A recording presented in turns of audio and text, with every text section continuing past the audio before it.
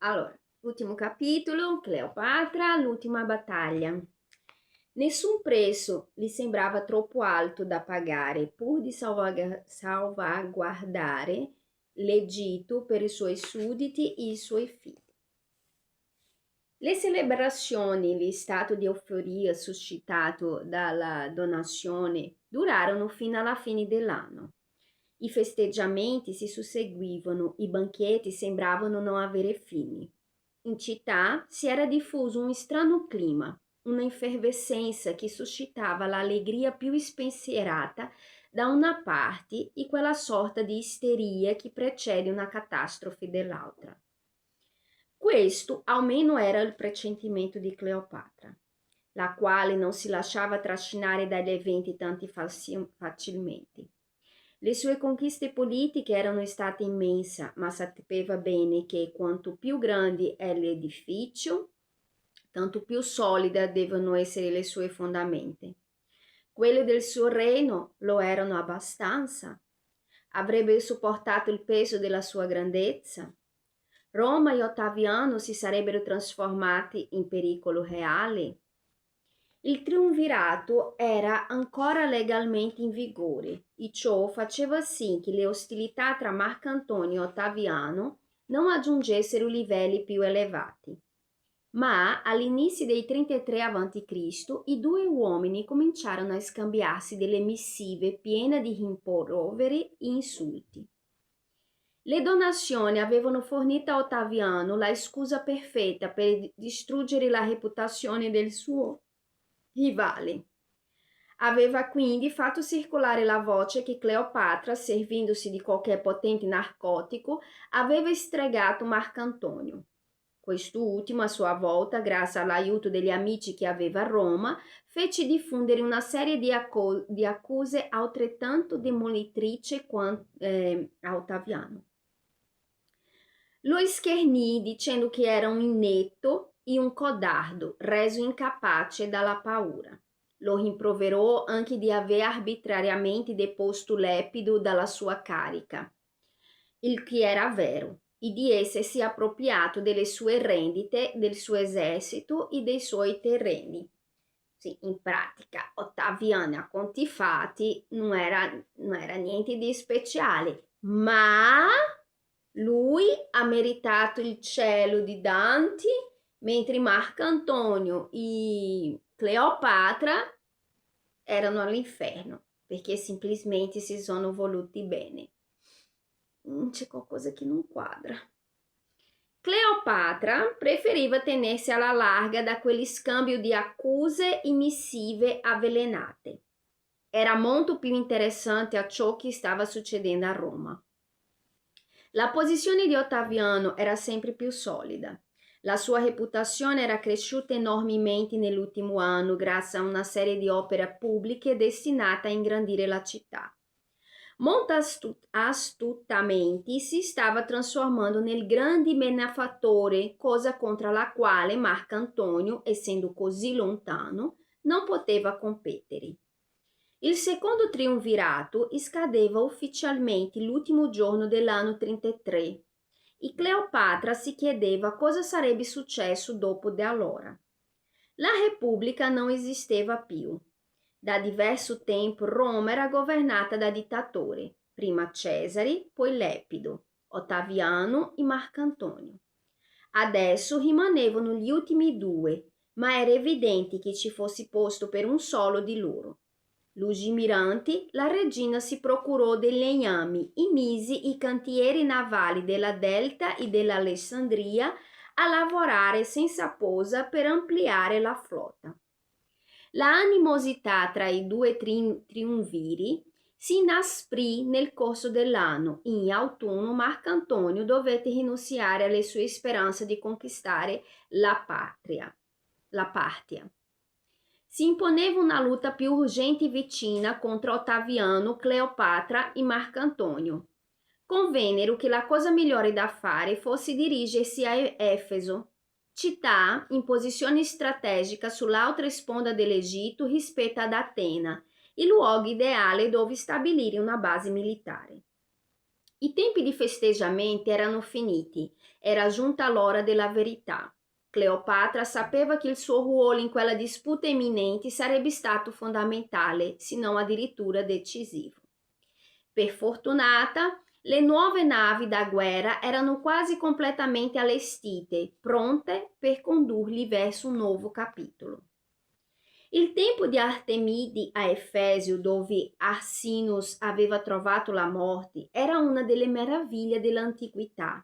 Su di esso, il poeta greco Antipatro di Sidone aveva scritto: Ho posto gli occhi sulle grandi mura della Babilonia antica, su cui resta una strada per carri, e sulla statua di Zeus, preso l'Orfeo, e i giardini pensili, il colosso del dio Sole, il gran lavoro delle alte piramidi e di mausoleo di gran tomba. Ma quando vidi la casa di Artemide che sormonta le nubi, persero tutte con deste meraviglia il loro splendore. Senza dubbio, Cleopatra dovette rimanere estasiata dinanzi alla superba architettura di quel tempio e forse, chissà, visto anche la tomba della sua sorella. In ogni caso, all'inizio del 32 a.C. a Efeso, arrivarono due consoli romani sostenitori di Marcantonio, di nome Enobarbo e Sosio, il quale confermarono la imminenza della guerra e la portarono a occuparsi di questioni più pragmatiche. Alla scadenza del triunvirato, Ottaviano aveva deciso di irrompere nel Senato con una scorta di uomini armati e di cacciare da Roma i consoli dell'opposizione. Enobarbo e Sosio sembravano spaventati. Avevano temuto per le loro vite e probabilmente contagiati dal clima di nervosismo che si respirava a Roma. Iniziarono a dire che la presenza di Cleopatra comprometteva seriamente la causa di Marcantonio e che senza di lei le cose sarebbero andate meglio. Venuta a sapere ciò che questi due uomini dicevano alla sua spalla, Cleopatra andò su tutte le furie. Come osavano? Ma se era l'Egitto che finanziava Marcantonio? A chi credevano che appartenessero le 700 navi di guerra e i 300 mercantili pieni di grano e ventovaglie ancorati nel porto di Efeso? Quella sarebbe stata la più grande impresa bellica che un Tolomeo avesse mai compiuto in varie generazioni e adesso volevano sparpirgliela dalle mani. No, strappargliela dalle mani. Lei era il comandante in capo delle sue truppe. I suoi uomini avrebbero dato la vita per la loro regina, ma non necessariamente avrebbero combattuto per un generale romano. Conflitto di interessi. Marcantonio la tranquillizzò. Anche lui, dov'è? Anche lui desiderava averla al suo fianco e non aveva nessuna importanza a cosa pensava Enobarbo e Sosio. Cleopatra credette per un momento la questione fosse risolta e poco dopo, nel mese di maggio, partì per Atena insieme a Marcantonio. Il loro piano prevedeva di attirare l'attenzione di Ottaviano verso la Grecia, lontano dalla sua base di rifornimento, allo scopo di indebolirlo. Nonostante il linguaggio macedone e sebbene avessi Nonostante il lignaggio macedone e sebbene avesse ricevuto un'educazione strettamente greca, Cleopatra non era mai stata ad Atene. Ora si dispiaceva di dover visitare la città in circostanze così poco favorevoli. Le scuole di oratoria e filosofia, i magnifici santuari, i circoli intellettuali dove venivano discussi temi del momento, tutto ciò la attirava fortemente, ma non poteva permettersi nessuna distrazione. Plutarco la accuserà di aver corrotto Marcantonio e di averlo distratto dai suoi obblighi, soprattutto durante quell'estate ateniense. Spesse volte, mentre rendeva giustizia in tribunale a principi e re, aveva ricevuto bigliettini di amore che lei gli inviava, scritti su tavolette di onice o di cristallo, e li aveva letto. Scriverà. Tuttavia, tale informazione scritta più di un secolo dopo risulta alquanto inverosimile.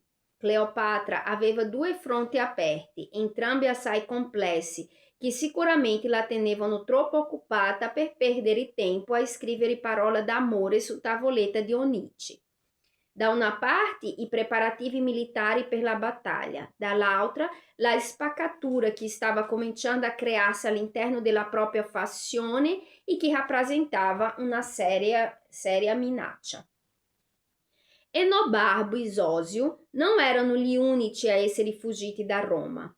Altri senatori che appoggiavano la causa di Marco Antonio erano arrivati ad Atena e cominciavano a mostrarsi contrariati dalla presenza della regina.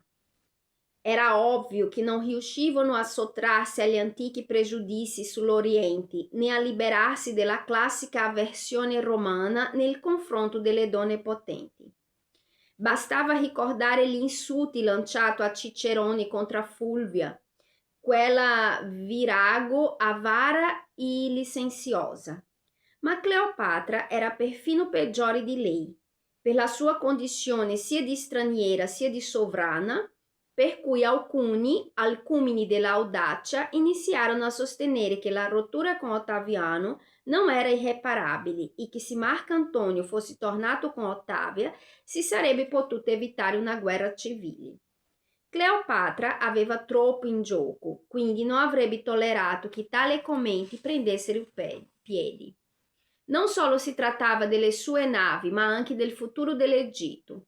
In nessun modo poteva permettere che lei e di conseguenza il suo regno diventassero per Marco Antonio il prezzo da pagare per poter tornare pacificamente in seno alla Repubblica.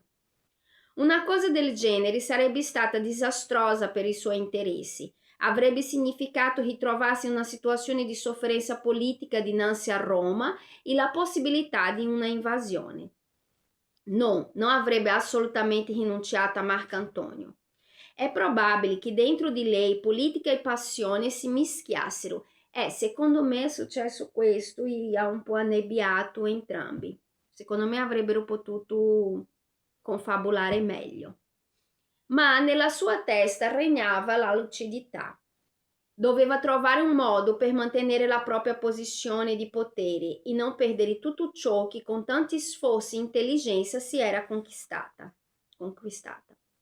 Poco dopo Marco Antonio divorziò da Ottavia. È difficile non vedere la impronta di Cleopatra in questa decisione.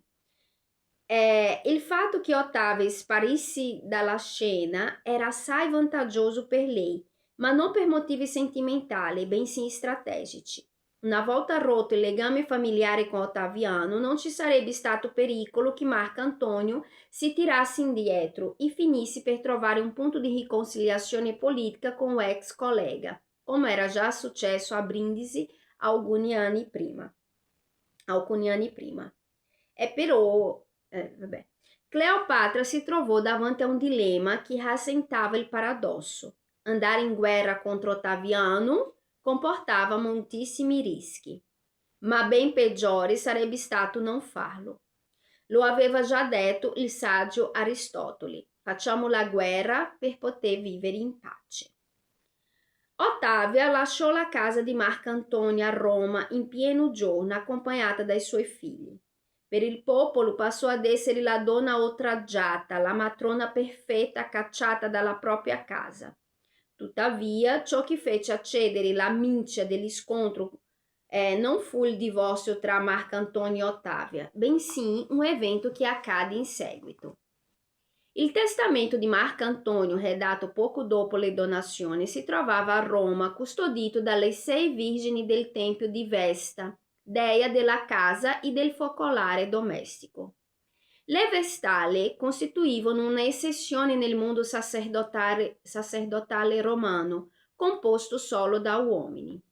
godevano di un enorme privilegio e considerazione pubblica, in quanto erano le sacerdotesse incaricate di mantenere sempre acceso il sacro fuoco che ardeva in onore della dea Vesta.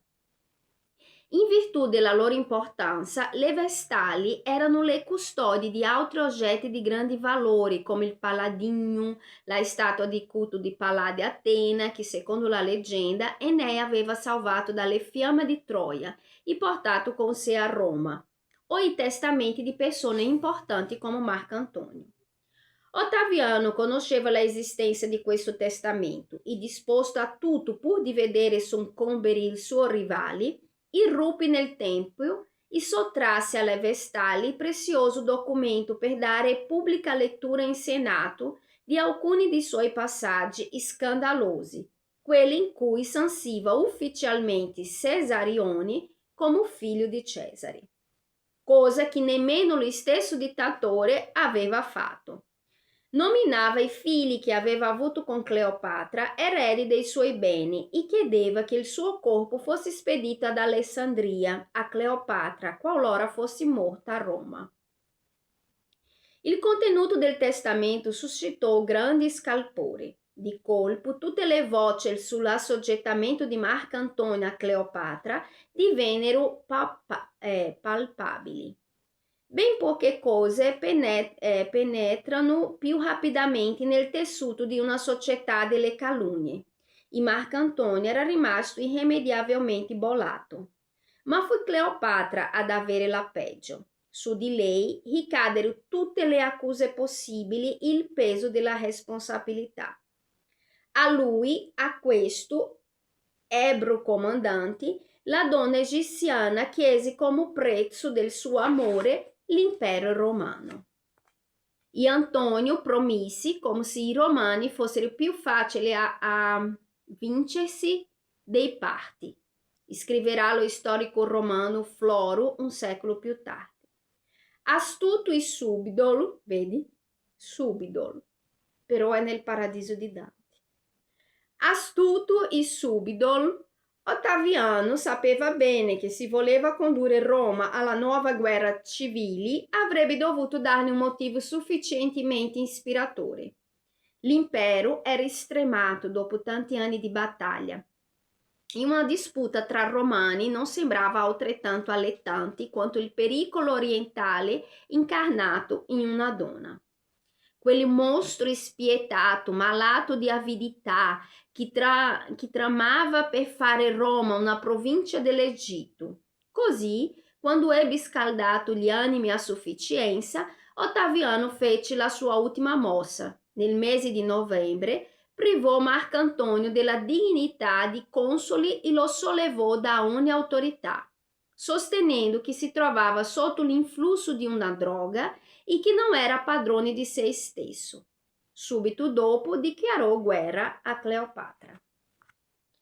La storia si ripete, non è cambiato niente, i meccanismi sono sempre gli stessi.